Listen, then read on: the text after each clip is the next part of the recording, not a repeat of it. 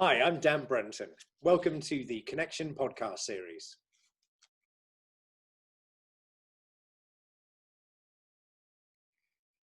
Today, on the fourth session that we're recording with Neil Osment from NOA, we're going to be looking at the concepts behind offshoring and the subsequent reshoring. So we're going to be talking about some of the impacts of legislation, governments, etc., that has forced some of these significant moves as to how and why we buy and manufacture corrugated packaging. Neil, thanks for joining us again. So we're now on our fourth session. These seem to be flying by. We are generating lots of good content with you. It's great having you with us yet again. Neil, we're going to be talking today about offshoring and reshoring. Let's start maybe with a little description of exactly what those two terms mean. Just give us a quick overview of what each of those means in specific terms for the corrugated industry. Sure, will do. Thank you, Dan, and thank you very much. As you say, good Lord, it's our fourth one already. Looking forward to going through this. Reshoring and offshoring. So the concept of offshoring, which is a simple one, that where production and manufacturing had been undertaken in, say, North America or in Europe or in other parts of the world, and offshores mainly to the Far East. And that phenomenon has been carrying on for the last 20, 25 years, but really took hold in the last 15, 20 years. And then reshoring was this partly a desire by the Western world, North America and Europe, for product to be coming back, the manufacturing to come back, but actually is starting to come back and has been. We've been seeing signs of that. So that's the concept: offshoring to the Far East, reshoring back into Western Europe. And Neil, it was interesting in Tony Smurfit's podcast he did with us 6 or 8 weeks ago, because he was very much talking about the opportunities for the sort of Latin American and North American markets in terms of, he's seeing good numbers in Mexico and southern parts of North America. Is this the classic example of reshoring going on? Tony's interview is fascinating. I found it really good, really enlightening, as invariably Tony is. I was just questioning about Mexico, because I remember Mexico a couple of years ago when we were doing the ICA report actually was faring perhaps not particularly well, but Tony was talking about quite a buoyant economy. So I started looking at this in more detail, reminding myself of what we'd done a couple of years ago. So just as maybe a background. So 2 or 3 years ago, we've been seeing in the ICA report that actually quite a lot of manufacturing or production was moving out of China. And that was happening because of the battle that was going on between the USA and trade wars with China. So China, as a defensive method, were reciting products. So what would happen is the item would be produced in China, but in order for it to be able to still be brought offshore and brought back into Western Europe, so they were being manufactured, being finished off and packaged in a lot of different Asian countries. So places like Korea, Vietnam, Malaysia, other countries were actually buying a lot of packaging in order to be able to finalize those products. We also saw the rise of countries like India coming into that as well with the process. But the first stage of it was going into other Asian countries. And what Tony had talked about was Mexico. And I looked at the sort of statistics for Mexico, and in the very start of COVID, Mexico really fared badly. They were sort of like -12, -15% down. But what I noticed was in the last quarter, so in Q3 of 2020, actually Mexico have really bounced back. So listening to Tony, I realized there'd been this very short-term amazing change from down to significantly up. And you had a number of other fantastic interviews which backed that up, that Mexico had been faring very well. So countries are change very quickly. So sorry, we're starting off about reshoring. So we could we can certainly see that. Yeah, and it's interesting because you mentioned one of the other podcasts there, Eduardo Posada from Grupo Gondi. You know, he said, as you've noted, that literally it was like having the lifeblood cut out of them, and the whole COVID. Beginning of the pandemic had a massive impact, not just on the Mexican economy, but obviously the businesses that are operating there. But it is good to see that some of the leaders are still keeping their investments going, and the paper mills are starting up, and I think they probably see a good prospect. But Neil, I want to come back to China, because obviously there's been an awful lot of European and American manufacturers that obviously have decided to not use China for manufacture, whether it's of corrugated packaging, etc. But I think what's been fascinating is actually seeing the levels of investment from Chinese and also Japanese companies in some of these ASEAN countries, such as you mentioned, Myanmar, and then Korea and Vietnam, etc. So chat to us a little bit about what's going on, because there have been some big moves from some big players, like the Rengos of this world. There certainly are, and as you indicated, so what we've seen a number of companies that have been investing over the last 2 or 3 years outside of China, and as you say, in the last year or so outside of Japan, where low cost, can you believe it? There's a lower cost economy than China, and there are those other Asian countries. The wage rates are significantly lower, and that's been very attractive, as you say, particularly to Chinese for in the last 2 or 3 years, from defensive reasons, to allow them to still sell their products, and for the Japanese economy, which is a very mature economy, a fantastic corrugated economy, brilliant with shelf-ready packaging and such like, but struggling a bit on cost, or struggling a lot on cost. And as you say, the likes of Rengo.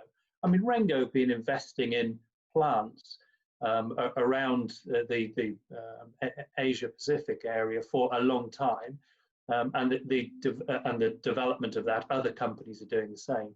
But the reason primarily, I think, was the defensive 3 or 4 years ago, and now realizing that in order for the Far East to remain attractive, as for the Western world, that those companies have been investing in those economies.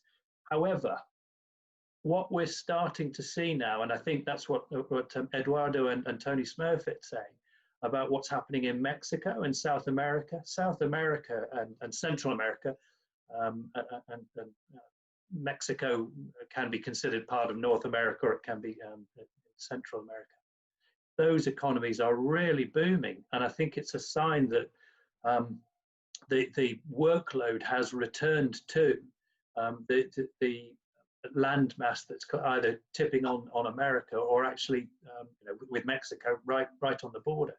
So we're seeing reshoring happening, and you might say, finally, after all these years. And I think there's a number of reasons for that. I mean, I read a book on the Walmart organization, and how Walmart has driven the pricing, and we're indicating that Walmart has been a large contributor towards that sort of low cost product, and has mapped the offshoring, but that there's been a change. There's been a change in American purchasing habits, and I think there's always been an openness in the European market. So I think that the reshoring in the States is significant, and Mexico, and the fact that the market is so buoyant in Mexico is an indication of that, and the fact that Eduardo was talking about the fantastic investment of a new recycled paper mill. We've talked about this before, about the opportunity that recycled papers have in the American market. But reshoring is reflecting that manufacturing is starting to move back. And also, I think the Indian aspect is significant too, that volumes that were produced in China and perhaps some of the Asian countries is now moving to India, where the Indian economy is doing well. But one of the things that restricted it was all these different barriers, tariff barriers within the country. Those have been eradicated, and so India is coming. It absolutely is coming. I've seen manufactured products, and I've seen paper mills and corrugated businesses developing there. So India is an indication of yet another economy that's booming. And we haven't talked about Africa yet. but Neil, I mean, let's just stay with India, because I think as industry commentators, you and I have probably been talking about India for over a decade. And I think it would be fair to say that their folding carton market is probably more widely accepted or regarded than the corrugated industry. But I think, when you talk to some of the producers in India, the issue still revolves around the internal logistics, the infrastructure, road, the rail networks, etc. And I think when you look at the growth in some of the smaller land masses within Southeast Asia, they haven't got as far to supply. All of their customers are within 150 miles or 200 kilometers of their factory. What do you think is going to be the big the change driver for India? Is it going to be continued investment in infrastructure that will allow them to succeed? Yeah, without a doubt. And part of their issue is this, back to this regional divisions that they've got, the barriers to trade within their own country. Within India has been a problem, and as you say, India has been coming for at least a decade, and we've been poised. But what's happened is that the barriers to trade between those different regions have been stopped. The barriers to transport and distribution have started to be overcome. So an improved distribution network and an improving distribution network. And so that's been the key impetus for changing their economy. So I think finally India is coming and is likely to be a super power in terms of trade. It already is. That's the thing. It's already buoyant, but it is still it's the sleeping giant, I would say. And we, well, you touched on Africa, and it's certainly a country of two halves almost. That if you look at the top and the tail, South Africa, very, very mature corrugated market, very closely sort of controlled capacity from some very, very good operators, and then even up into North Africa, so particularly along the Mediterranean sort of seaboard, you've got again some very, very well invested, great companies. So Africa's a really difficult one to talk about, but because you have to split it into two halves. So give us your view on sort of what's happening in Africa and what do you think could possibly come over the next decade? Yeah, I mean, I think the reason I mention Africa is actually, and again in the ICA report that we're doing, very small. It's if there was 6 regions that we looked at, Asia, North America, Europe, and then it was the other 3. There was Asia Pacific and Africa, and obviously South America and Central America. And then South America and Central America were definitely the fourth and growing. What I see with Africa, I think, is it's the economy for the future. And I think as there's this move, and as you say, South Africa and the northern parts of Africa are the places where corrugated production is well established.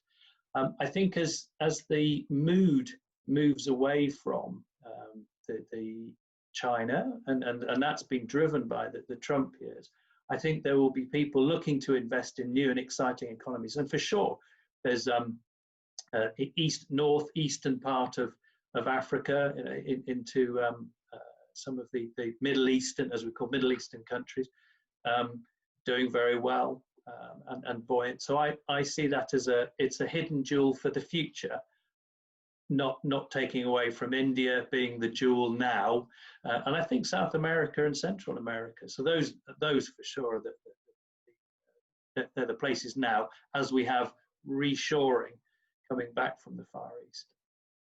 Great. Well, Neil, thank you so much indeed. It's been fascinating chatting about that. And I think the subject of our next podcast, which will be available in the next few weeks, we're certainly going to be looking at, automation, because I think when we start talking about all of the offshoring versus reshoring, the growth of some of these new markets where it's all very labor intensive, I think probably what we should be focusing our next podcast on will certainly be the drivers for Europe, Scandinavia, Russia, and for North America is looking at why we need automation. So Neil, thanks ever so much indeed, and we'll look forward to catching up very soon.